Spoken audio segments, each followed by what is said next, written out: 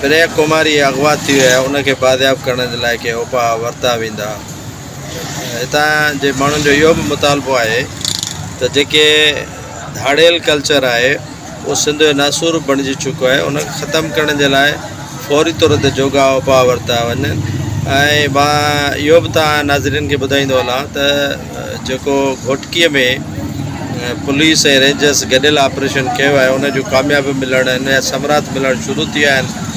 SSP Ghotki जेको मुनीर खोड़ साहब आहे उन हिकिड़ा सुठा क़दम कया आहिनि। अॼु बि भारी तादाद में असला हथियार पकड़िया विया आहिनि ऐं उहे हथियार तमामु जदीद क़िस्म जा हथियार आहिनि।